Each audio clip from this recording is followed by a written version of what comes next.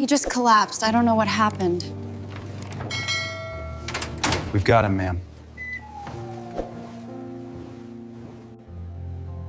Is he going to be okay? He's stable for now. Hello everyone, and welcome back to the channel. Today's story is a deeply emotional journey about Huyen, a man pushed to the edge by betrayal, legal battles, and relentless pressure from his ex-wife and Tomat, who conspired to seize his land compensation money. Crushed by responsibility, Die worked himself to exhaustion to protect his wife Huyen and their daughter Maya, until his body finally gave in. Diagnosed with a life-threatening illness, Die stood at the brink between life and death, while Huyen made the ultimate sacrifice, selling part of their farm to save the man she loved. Through pain, fear, and unwavering devotion, this story reveals how love, sacrifice, and quiet resilience can pull a family back from the darkest storm. If you enjoy emotional storytelling, real-life inspired drama, and stories about love and survival, don't forget to like the video, subscribe to the channel, and turn on the notification bell so you won't miss our next story. Now, take a deep breath and let's begin. After the endless troubles caused by his ex-wife and Tomat, people who were constantly lurking for an opportunity to seize the land compensation money that Die had earned with years of sweat and sacrifice, his life slowly slipped out of its fragile balance, each passing day weighing on him like an invisible stone pressing against his chest, making even breathing feel difficult. At first, it was only threatening phone calls, groundless complaints, and vicious rumors spreading quietly through the village. But soon they escalated into tense meetings with lawyers, sleepless nights filled with calculations and fears, because Die understood all too clearly that if he collapsed, Huyen and their daughter Maya would be the first to suffer. And that very thought drove him to push himself beyond his limits, working like a machine from dawn until long after sunset, refusing to allow himself even a single day of rest.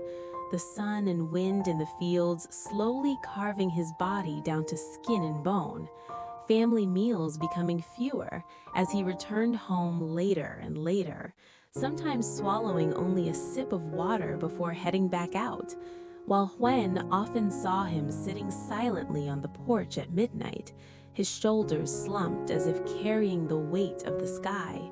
Yet whenever she asked, he would force a faint smile and say he was fine, that he just needed to endure a little longer and everything would pass. But the human body is not made of iron, and the exhaustion he buried deep inside began to surface.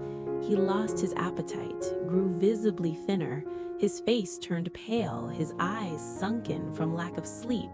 A persistent cough clung to him, and sudden dizziness would strike while he worked under the blazing sun, forcing him to grip a wooden post just to stay upright.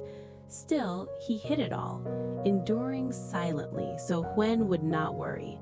Until one fateful afternoon when he was repairing the fence at the farm and the world suddenly spun. His ears rang, his heart raced wildly, and his body collapsed onto the scorching ground amid Huyen's terrified scream. In that moment, she ran to him in panic, her trembling hands calling his name over and over, while Maya stood behind her crying in fear.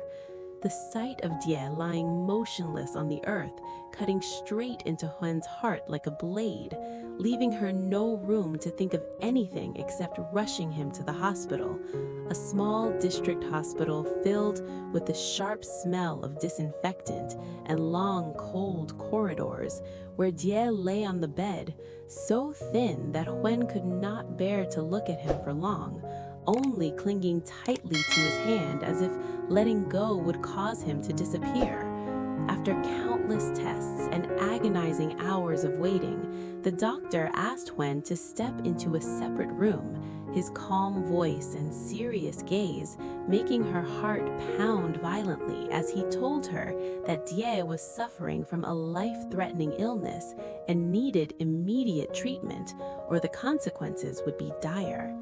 The ground seemed to collapse beneath her feet, her ears rang, her mind went blank, and when she asked about the cost of treatment with a trembling voice, the number the doctor gave her made her legs go weak. Huyen stepped into the hospital corridor, leaning against the icy wall as silent tears slid down her face. At that moment, her mind held only one thought, that no matter the price, no matter how much they had to give up, she had to save the man lying inside. That night, while Die slept under the effects of medication, Huyen sat alone in the hallway, calling everyone she could to borrow money. But everyone was struggling, and the only valuable asset left was the farm, the place where countless memories lived, where Maya had taken her first steps, where Die and Huyen had once worked side by side, planting vegetables and building barns with dreams of a peaceful life. After a sleepless night, Huyen made the most painful decision of her life, to sell part of the farm to pay for Die's treatment.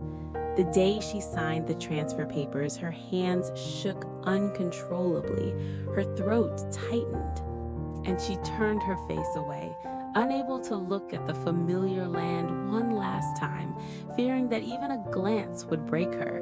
Yet she kept telling herself that land could be bought again, but a life could not. She hid this from Dee because she did not want to burden him with guilt. In the days that followed, Dee underwent intensive treatment, his body reacting violently to the medication. Some nights, the pain was so severe he could not sleep, his back drenched in sweat, while Huyen stayed by his side, learning how to care for a patient, carefully recording every dose of medicine and every small change in his condition. Every time he developed a fever, she was the first to notice, rushing to call the doctors in a panic. And there were nights when she stayed awake until dawn, simply watching his chest rise and fall with each fragile breath. Many times, Dee woke to see Huyen sitting there, her hair disheveled and her eyes dark from exhaustion, whispering for her to go rest, but Huyen would only smile softly, squeeze his hand, and say she was there. And it was that quiet, steadfast tenderness that pulled Dee back from the edge of despair. After many weeks of treatment, his body finally began to respond, his vital signs slowly stabilizing. He could eat again, even if only a few spoonfuls of thin porridge. His face regained some color, and the darkness in his eyes gradually lifted. The day the doctor smiled and said that his condition was improving and that he could recover if things continued this way, Huyen broke down in tears right there in the examination room. Tears of relief, of hope reborn after a long stretch of darkness. One afternoon, as soft sunlight filtered through the hospital window, Dee took Huyen's hand and spoke quietly, telling her he knew she had sacrificed so much for him. When he said he already knew about the land she had sold, Huyen could no longer hold back her tears. Yet in his eyes, there was no blame, only pain and gratitude. She told him she only needed him to live, nothing more. Dee tightened his grip on her hand, his voice breaking as he confessed that in a life full of storms and loss, the greatest blessing he had ever been given was marrying her. Outside the window, the sunset painted the sky in shades of gold, as if after a brutal storm, the gentle light of dawn had finally arrived. And in that moment, Dee understood that even though many hardships still lay ahead, including unresolved legal battles with Thomas and his ex-wife, as long as Huyen and Maya were by his side, he would have the strength to move forward, not by carrying the burden alone, but by walking with love, sacrifice, and a faith that would never fade. Hello, xin chào tất cả các khán giả của kênh Live Single RV.